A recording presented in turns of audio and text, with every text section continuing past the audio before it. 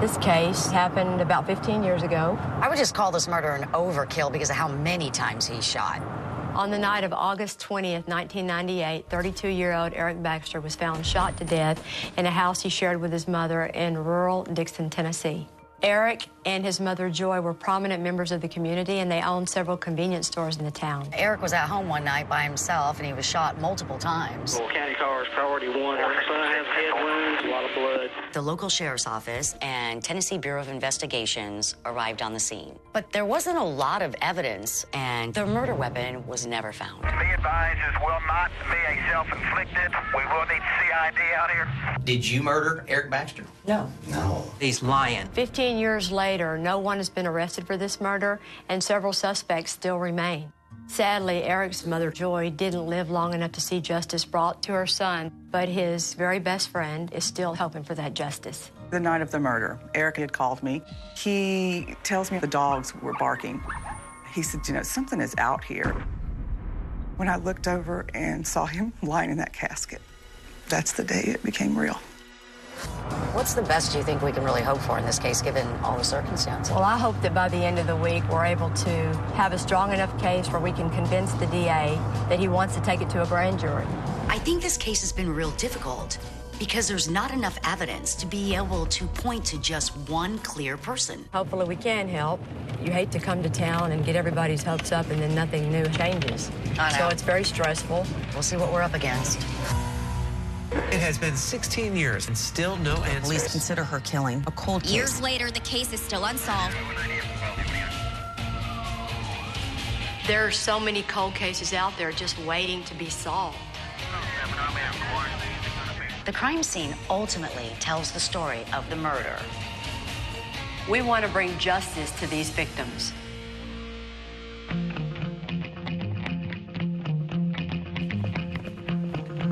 Hi, good morning. Good morning, John Patterson. Yolanda McClary. Yolanda, nice to meet you. Joe Craig. Nice to meet you, Joe. Nice to meet you. Y'all come on back. I've been with Dixon County for 23 years. About 7 or 8 years ago, I read the Eric Baxter case, and I asked our supervisor if I could look into it. I wanted to be the one to solve it. Nice. I knew Joy, Eric's mother. She was a great lady, and I wanted to bring some resolution for them. We've got everything laid out. We've got all of Joe's materials and all of mine.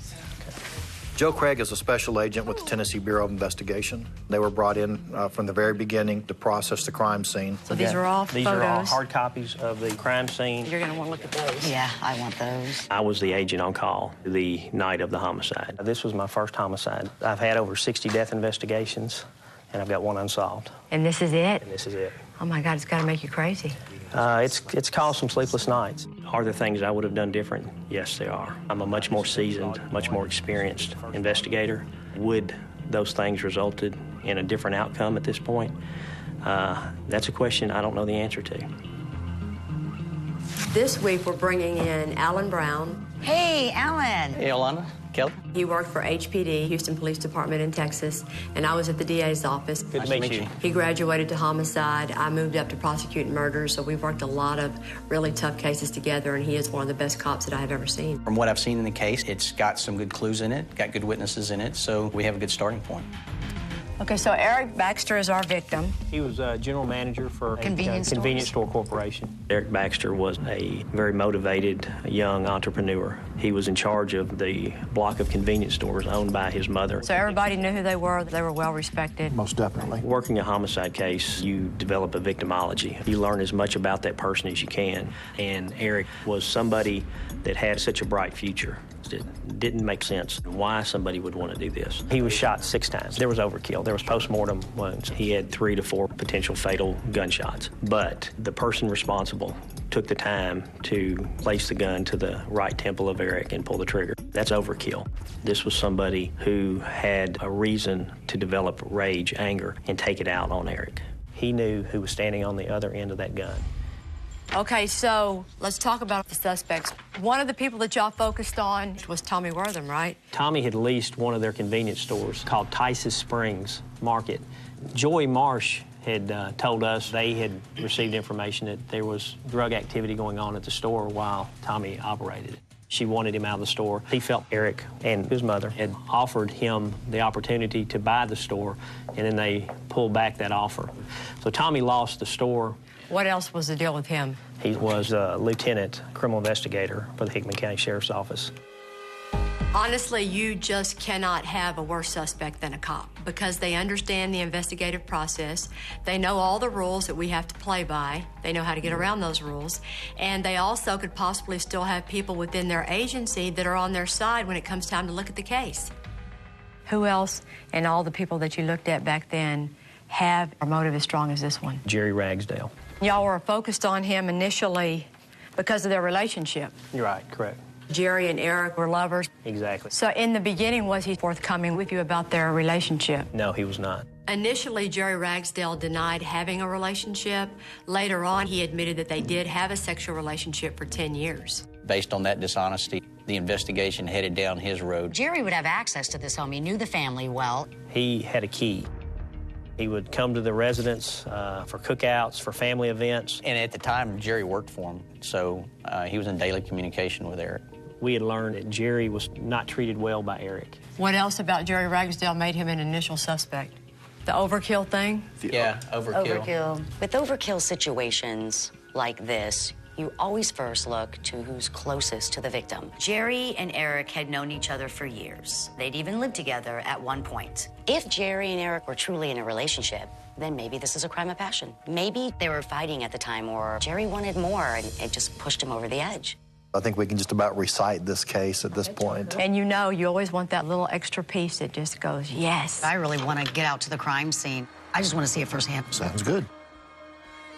In order to figure out who killed Eric Baxter, we're going to go back to the crime scene to see if we can find any new little clues or leads that we didn't know about. What little bit of evidence we do have, we're going to send off to the DNA lab. We need to re-interview witnesses, interrogate all potential suspects. We have our work definitely cut out for us. Fortunately, the Baxter family still owns the house, and they've granted us permission to come visit it. As we pulled up, the one thing I've noticed is this looks exactly like it did in 1998. This was my first assigned homicide. Pulling into that driveway and knowing that I would be trying to piece together a puzzle as to what happened in that house was something that I will never forget. Yeah, same front door. If you came to this front door, nobody would really see you. No. The theory for the last 15 years has been that someone knocked on the front door, so Eric opened it. There's either some confrontation or a weapon is drawn, a struggle happens, and it ends up in the hallway. Wow, it looks just like the pictures. Well, it's the same carpet, same furniture. Which way is the room that he'd been talking on the phone in? Right there. Eric was talking to Rhonda on the night he was killed, and later it was determined that he was killed about 30 minutes after that phone call. A struggle happens right here because the errant round goes right into a planter right here. Straight down. It's straight down. We're thinking possibly struggle between Eric and our intruder. Maybe he hits the arm of the intruder because a bullet went straight down into the bottom of this stand with a plant on it. I think Eric got a hold of the arm, got a hold of the gun, and then I think Eric just keeps going backwards. He receives numerous shots and he falls, and the person took the weapon, unloaded it, dropped the rounds in his hand, reloaded, and in the process dropped a live round. We had one live round here at the feet of Eric. They determined through ballistics that the weapon used was a Smith & Wesson .38 special 5-shot revolver. And after the person reloaded, he walks over to Eric and he puts one right into his right temple. He knew when he left his house he had to be dead. What's the possibility that our suspect does come in the back, can hear him, maybe if he was on the phone, starts to come around this corner, and they actually meet right here in this area where the gun comes up. He's like, oh my gosh, you know, push it down. I can see how the front door, logically, would be a good point of entry based on the fact that Eric had to let this person in. But now, seeing the layout of the house and seeing where Eric's body was, being backed up into the hallway, why would you ever really even try to go there? There's no escape route that way. I'm now starting to wonder if the back door makes more sense. This is just a primo spot. You definitely have the visibility from the bedroom, all these. Right? Looking at the back of the Baxter's house. Look at all these windows. Somebody could sit behind that fence line and just watch Eric, and he would never know. I'm almost gonna bet coming back in here once he thinks it's clear or safe to get him and go in right through those doors. Especially if Eric maybe off and on was letting the dogs in and out all night, you know? Right. Most people just don't keep lock, unlock. You know, they just unlock it. I think we should examine the idea that the killer entered from the back of the house. So I walked Joe through my thought of the back door. Comes in, back, unlocked door. He looks, doesn't see anybody. He can still hear Eric. He comes around this corner. Eric is approaching up the hallway. Not ready for that one. Eric has the phone, knocks it down. He reloads, where he accidentally drops around. He comes up and wants to make sure we have one last shot. Comes back out, still making sure no one's here, everything's cool, and exits right back out the door, back out to the field, to a hidden car, over on the back roadway. Now, today, 15 years later, I think there's as much potential that the person responsible came through the back of the house. If the killer came through the back door, logically, it would point more towards Tommy, because Tommy didn't have a close personal relationship with Eric Baxter. If the killer came through the front door, that would point more towards Jerry Ragsdale. We still have a lot to learn. It was really helpful. Yeah.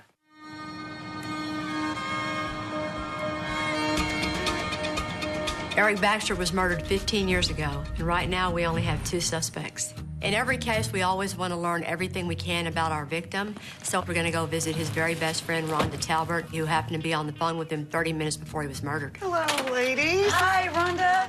Eric and I met in high school. We had a lot of the same personality. He's like a brother. Eric was the godfather of our 2 children. He loved them because he was a big kid himself. I didn't know of anybody that would want him dead. You know, we're laughing 30 minutes prior and having a phone conversation, and I remember him saying, somebody's out here, because the dogs, they just continued to bark to the point where he put them outside. Okay. His exact words were, there is something out here. Something is out here. Rhonda, do you know when he put him outside, which door he put him outside? The French doors. He opened the French doors. Go to the backyard. Go back to back. Did y'all ever think that whoever did it just pulled up in the driveway and knocked on the front door?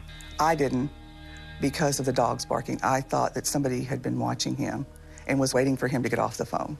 And, you know, Joy actually walked in and saw her son's feet at the edge of the hallway. She said she thought he was playing a practical joke, because that's Eric. And she said, get up from there. When he didn't move, she went over, and he was lying in a pool of blood.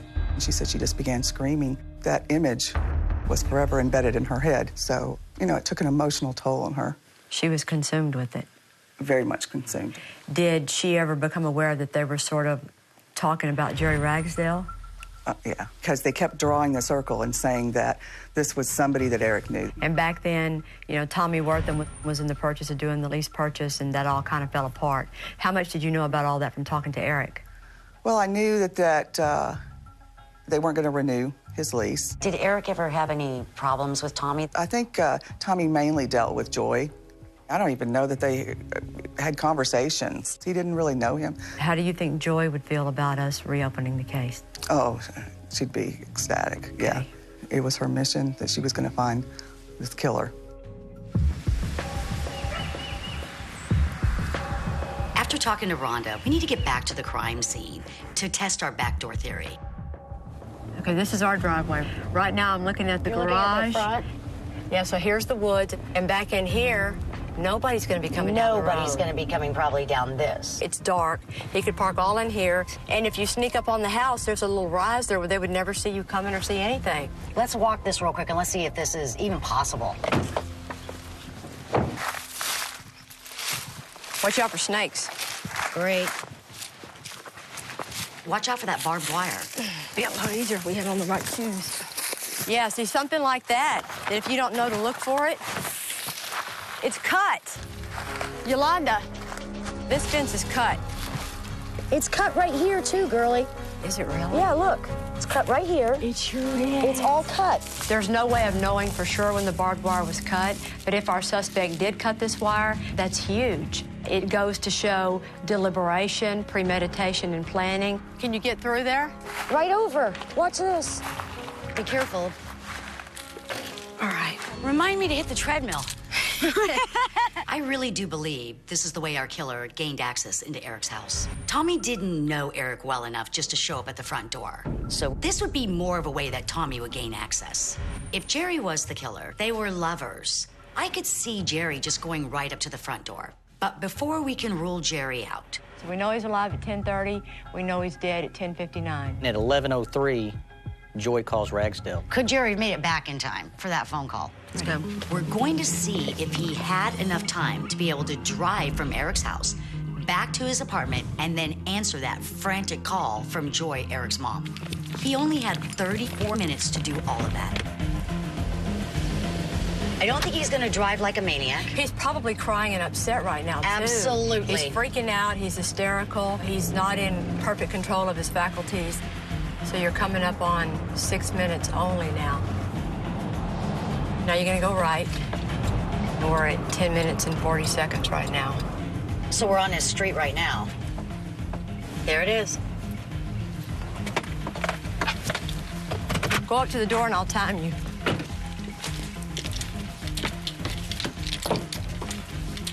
Stop. All right. What do you got? 13 minutes, 37 seconds. We have 34 minutes to play with. And so we still have 20 minutes of unexplained time. Jerry had more than enough time to murder Eric and get back home in time to get that frantic phone call from Joy that happened about 30 minutes later. So he could be our killer. 20 minutes is a lot of time. Word is spreading fast across the town about the investigation.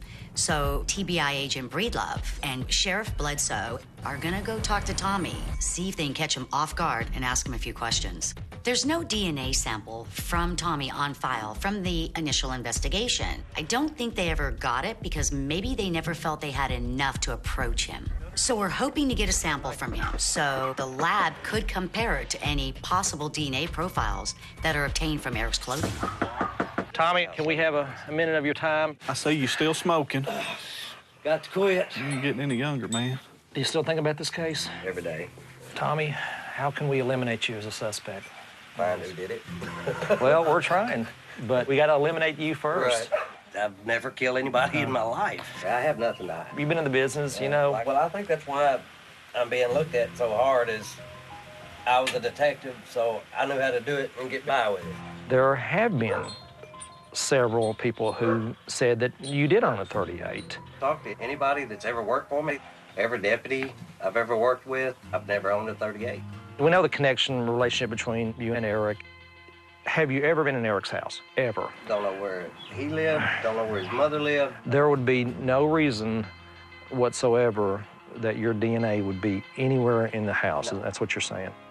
Okay. Would you have any problem with me taking a swab? Okay. Well, why don't we do that, and we'll be out of here and out of your hair.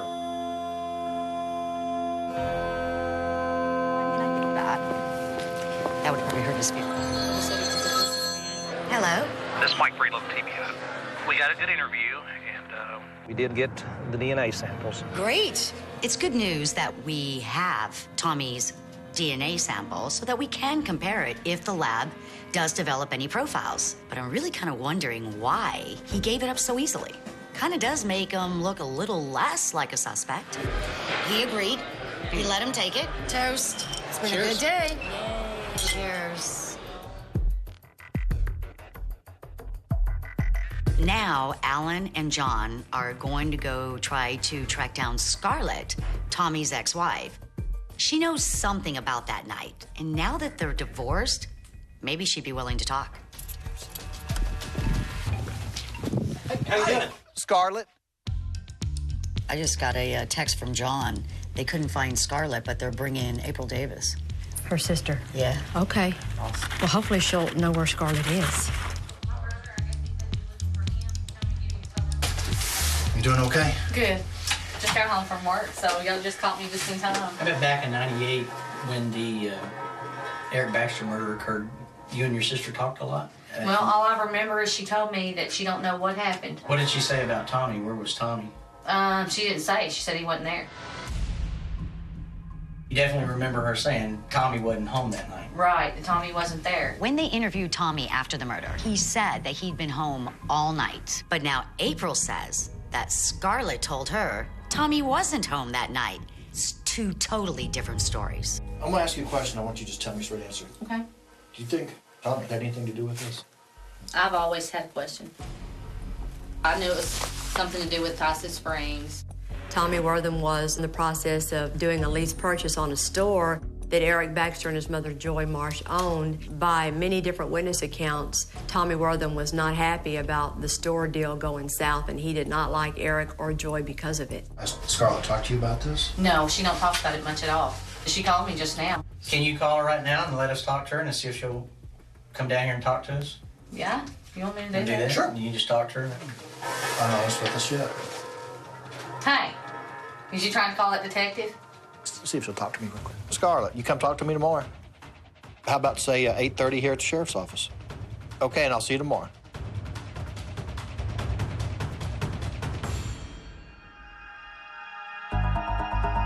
We're just dying to see if Alan Brown can get any new information out of Scarlett. At first, she said that Tommy wasn't even home that night. Then and now she's changed her story, saying that he was home. Now they're not married, so there's no telling what she might tell Alan Brown today. Thank you for coming up to talk to us today. So, obviously, you know why you're here. Yes. Okay. You talked to your sister yesterday. Yes. How about Tommy? No, we don't talk anymore. Let me ask you a question. Did you murder Eric Baxter? No. Okay. Then you don't have any reason to be nervous. And the reason you keep being brought down here is because we haven't got the straight story. We have a statement from you that says that Tommy wakes you up and tells you, you tell them that I have been here all night. I didn't talk to him that morning. Tommy told you that because we have a statement from you that says that. No, he didn't tell me that. He was with me, as far as I remember. Okay, well, now, yesterday, your sister told us that you and her had a conversation, and you told her that Tommy had left and you didn't know where he went all night. Now, she sat right in that chair right there yesterday afternoon, and she said, all I can tell you is Rick... that you're putting words in my mouth, no. I'm leaving. No, hang on. I'm not putting words in your mouth. Because I didn't no, ever say hang that. on. Right. Sit down for just a minute. Don't walk out. You're putting words in my mouth, no. I'm leaving. Sit down for just a minute. Don't walk out. You're lying. Call your Show me the statement, sir. It's on video. Show me the statement. Let's go back in here and talk, okay? I am just telling you what your sister said yesterday. Well, see, my sister wasn't even around me. She come to my house one time. Okay. I'm just telling you what she said. She said that you told her that he had left sometime during the night and that you didn't know where he went. We went to bed together that night. Mm-hmm. Unless he snuck out of the house and me not knowing. We didn't have a good relationship. Dude, I got pregnant and we was on drugs.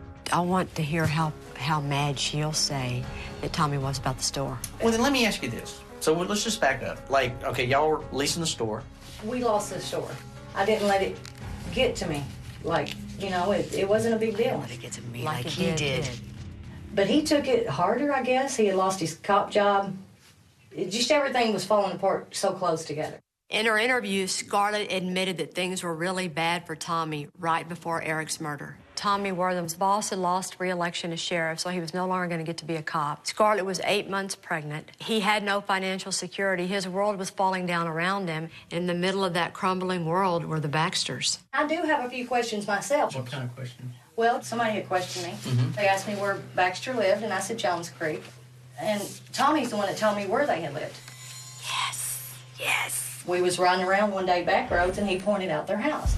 In previous statements, Tommy Wortham has said to the police that he didn't know where Eric lived and that he had never been to the house. So the fact that Scarlett can tell us that Tommy absolutely knew where Eric lived and, in fact, even shown Scarlett the house where Eric lived is huge. I talked to Tommy. He got all mad. And I said, you told me where they lived. No, I didn't. And I felt like, wait a minute, you took me to this house. Why are you lying? Right. He keeps saying, quit talking to him. You're gonna get me in trouble. So then it got where I didn't want to come in for questioning anymore. The every other weekend that he would get the kids was a humongous break for me. I needed him, too, in my life. So I was like, it'd be better for me just to not answer any questions. Scarlett in the past has always protected Tommy because they were married and they had children together. Now Scarlett's opening up more. That's the great thing about cold cases. People's lives change and then their stories change. What kind of guns did you see Tommy with? different kinds, machine guns and a short revolver. Seems like we had one at the store, I'm wanting to say. I think even the employees knew it was there, you know, several people. If I were to show you one, could you take a look at it? Yeah. Now, this is unloaded. Yeah. Okay. Yeah, about the same. Yeah. Okay. Scarlett proved to be very hopeful. She's given us a lot of information, and Tommy is looking more and more likely as a suspect. Jerry's about 10 minutes out. I just got off the phone with him. Okay, that's awesome because he's our only other suspect on the board we need to talk to. Jerry Ragsdale worked for Eric, and also Jerry and Eric had an intimate relationship. In the beginning of the investigation, he made the mistake of not coming clean with their whole relationship, and the drive time between Eric's house and where Jerry Ragsdale lives isn't such that it can eliminate Jerry Ragsdale as being the killer. We need to sit him down and eyeball him, see if he's the kind of man who could do something like this. Thank you for coming.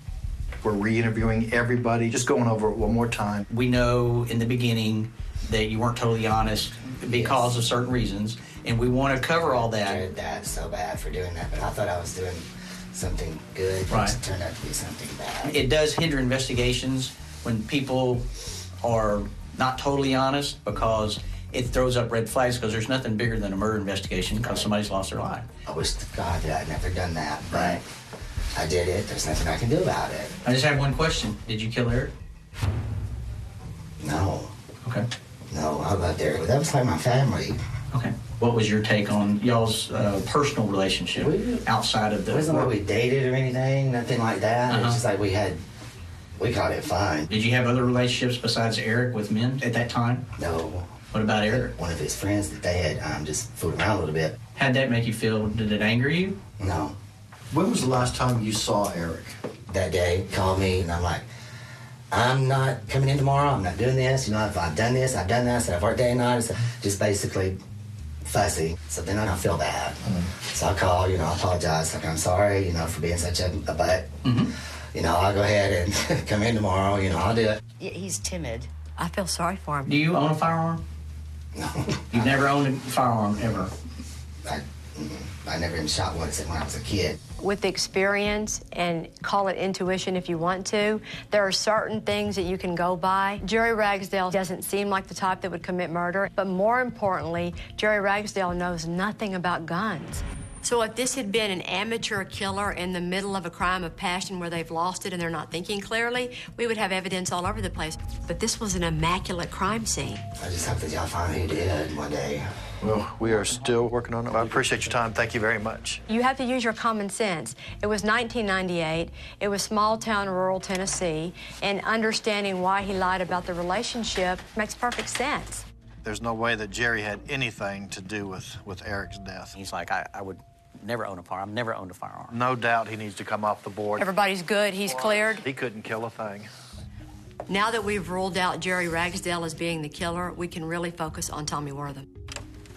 Jeff? Hey, I'm John Patterson. How you doing? John? Nice to meet you. Tommy Wortham used to work for the Hickman County Sheriff's Department, so I'm interested to talk to all of those cop buddies that he worked with to find out what kind of a cop he was. But I don't know if these cops are still friends of his, so I don't really know if they're going to be forthcoming and open, or if they're going to be hesitant or maybe even defensive or hostile. Where did you know Tommy from? I worked with him at the Hickman County Sheriff's Department. What kind of cop was he? Lazy. Lazy. In my opinion. Tommy would never show up for work, or he wouldn't answer his phone or his pager. We started seeing a lot of things that didn't add up and didn't look right. There was stuff coming up missing out of our closets. You mean evidence room? Yes, ma'am. Like weapons, like dope? Drugs. Drugs.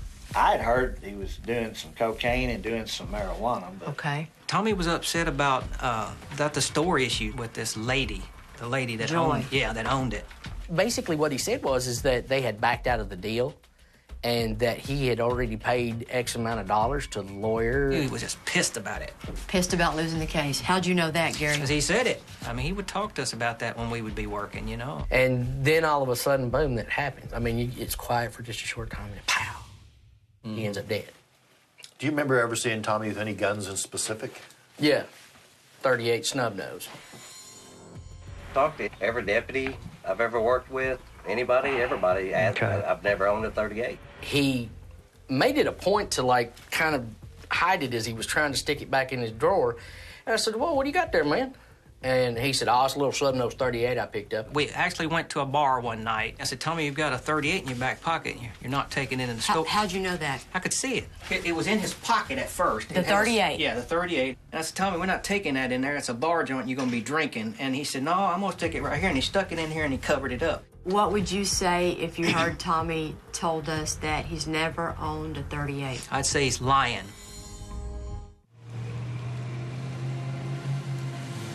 What would you say if you heard Tommy told us that he's never owned a 38? I'd say he's lying. Because that's what he's saying, He's lying. Would you have any problem standing up in a courtroom and saying what you just said? If Absolutely he said, not. Good for you. It seems that Tommy was a crooked cop, and after talking to all of his cop buddies, they didn't think very much of him. At this point in the investigation, we really need to talk to Tommy Wortham. So we sent Sheriff Bledsoe out to see if he can convince Tommy to come down to the station to ask him questions to see what he'll say about everything. Okay, his truck is here. Time's approximately 2:39 p.m. And I do see Tommy.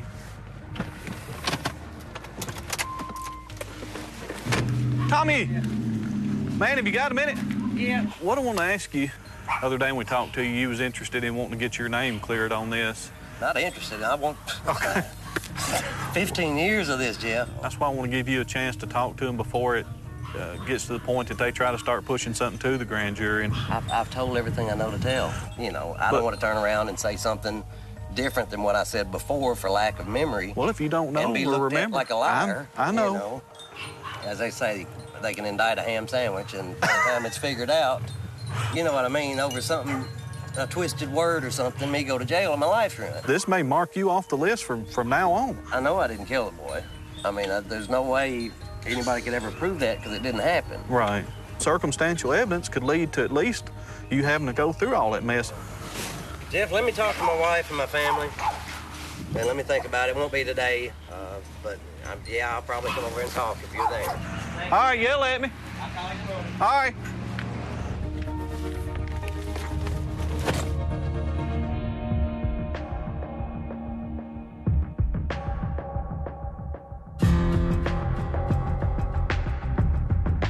Good morning.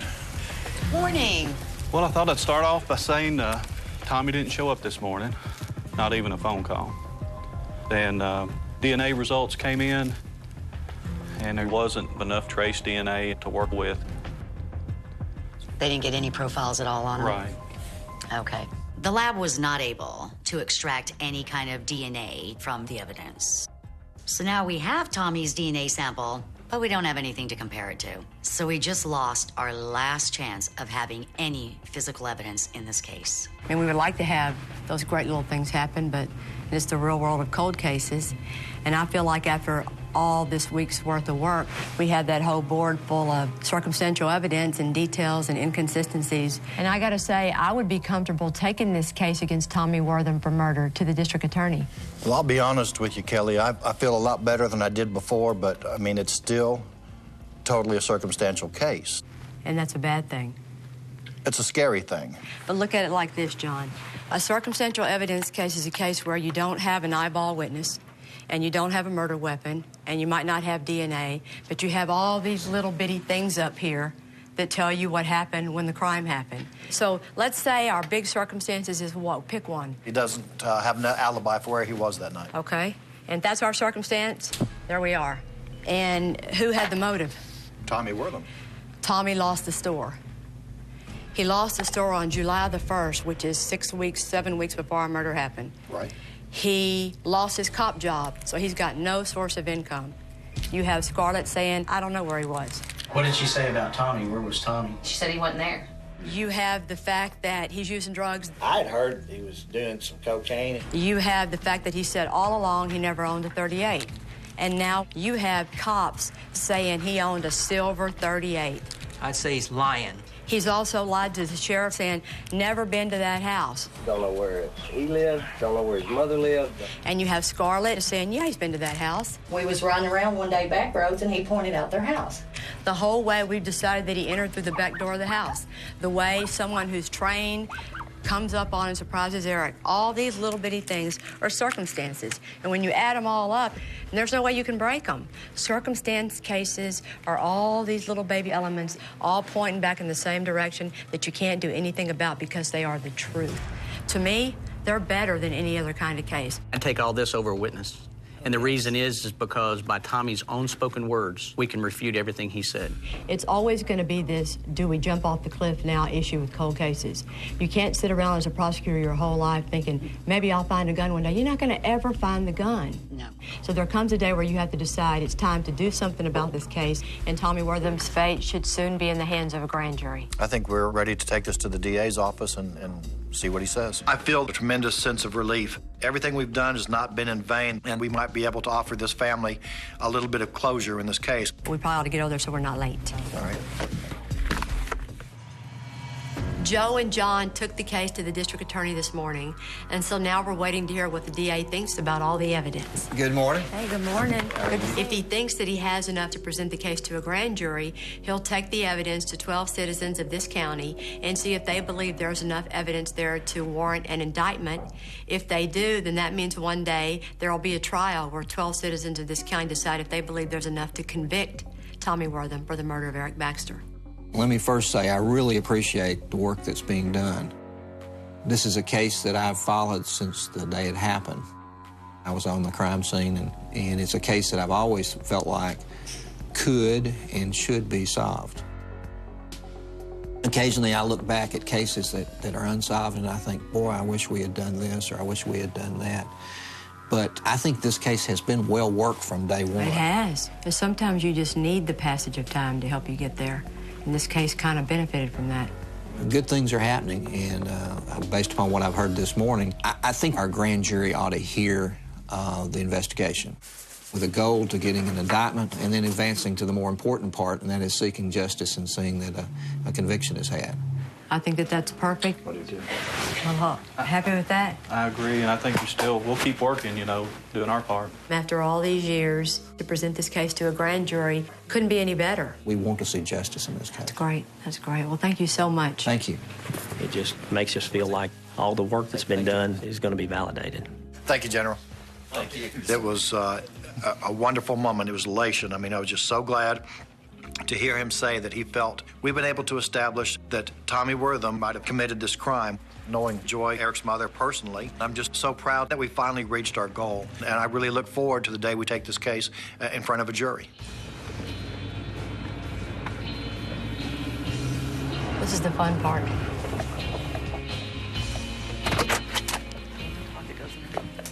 Hello, Rhonda. How are you guys? Rhonda's been waiting 15 years to have any answers on this case.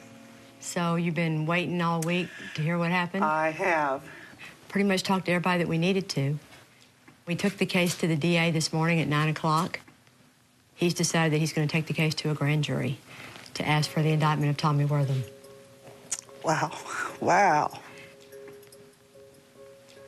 That's incredible. That's incredible.